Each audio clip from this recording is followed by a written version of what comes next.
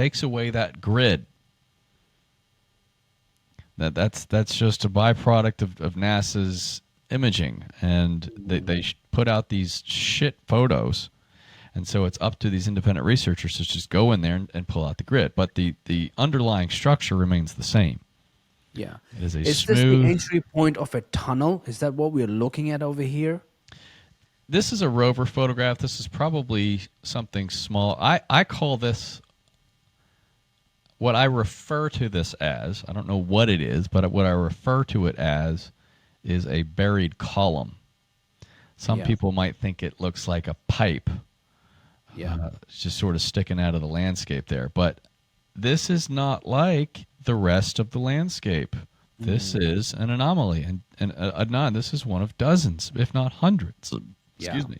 So when we take a look at this, and then when the rover photographs something like this, why are we not going closer to it and taking better photos?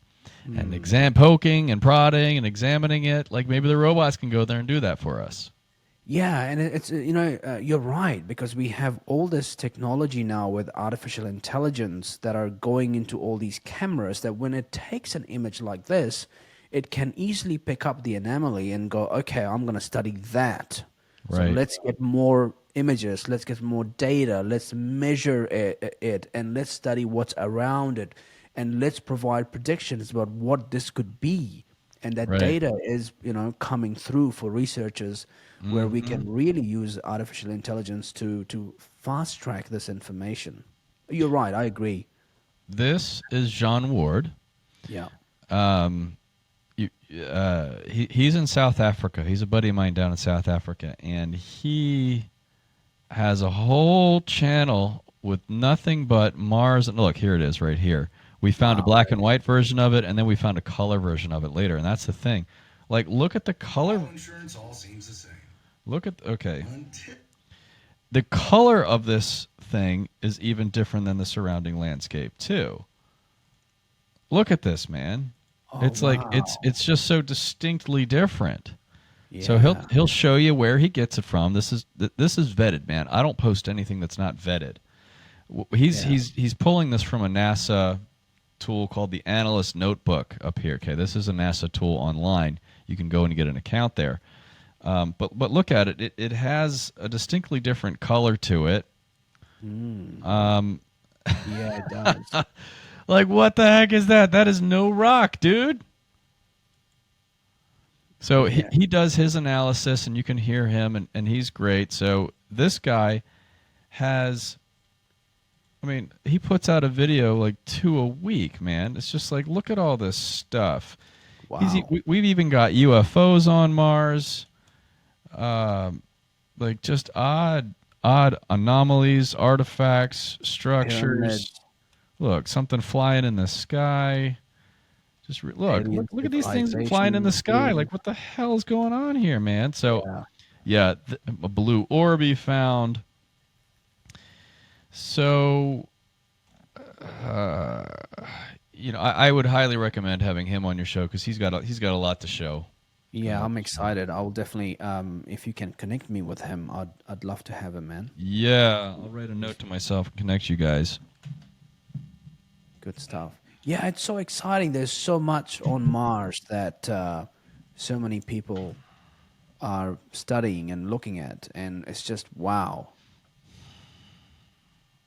Yeah, so that's what I'm trying to do. Him and I are trying to. We've got the beginnings of a Mars coalition here, and Yes, sign me up. I'm keen on this coalition thing. yeah. As long as I get a free T-shirt, I'm in. Yeah, man. So, Adnan, I only have another few minutes here because I gotta hit the road. But is there anything else you wanted to chat about? No, man, this has been fun. I Well, mean, I can just keep chatting more and more and more. Let me bring up my last. I like to have my shows that's 2 hour long, 3 hour long shows. They're long form, and you just get into more details, and people enjoyed plugging on a long drive kind of thing. So Yeah, so for those people who are interested in watching the film, it's a 2-hour documentary. Go to blueplanetred.net. There's some links there for you. You could also find it directly on Amazon Prime. You can find me on YouTube and on Twitter or X at Brian Cory Dobbs. And I highly recommend watching the documentary first. That's the starting point. And then the YouTube series is more or less the follow-up, the continuing series of the documentary. Yeah. What's your YouTube channel? Same as here, at Brian Cory Dobbs. Awesome. Great, man. Well, this has been fun. Yeah, man. Awesome, man. Well, thanks for stopping by. Yeah, dude. Thanks for rescheduling. No, it's all right. I know you had some, health situation, but I'm glad that you're healthy and you're back on the road. And I'm excited to, I guess, keep chatting and learn more about this Mars coalition and see how Blue Planet Red does on Amazon. And hopefully we'll see some. Is there any new film you're working on? Is there any follow up, or are you focused on this Mars coalition piece? Yeah, man, I'm focused on Mars. There's not a whole lot of people covering it. And I feel like I have something to Yeah, I think so. to offer there. So, And why don't you quickly tell us more about this coalition? What are you going to be doing? Is it more media? Is it more research? Is it more, videos on YouTube about the things that you're finding, the anomalies? yeah, well, what I want to do is to make the public aware that it's not just a few random guys out there that are talking about Mars. There are a unified group of people working together to help bring about Mars disclosure. And Yeah. I am trying to elevate those that are working on Mars so that they become more publicly visible, so that the people understand, the public understands that we have names and faces and happy smiles to go along with it, so that it doesn't seem like, oh, it's just some random anonymous user on the internet who posts an image about a rock on Mars. No, we have to really elevate this material by establishing our personalities a little bit more. And so I'm helping to. I helped John Ward rebrand his channel, Megalithic Mars. I'm helping a few other Mars independent researchers now to redesign their websites, get them established on social media, and trying to show them the ropes about how social media works and how we can try to elevate the content, retweeting people, commenting, liking, and that sort of stuff. Some people don't really use it, so we got to be educating them. I love that. I love that. And one of the things that I can announce is I've been working on this new project. I'm launching a new sub-show on my podcast.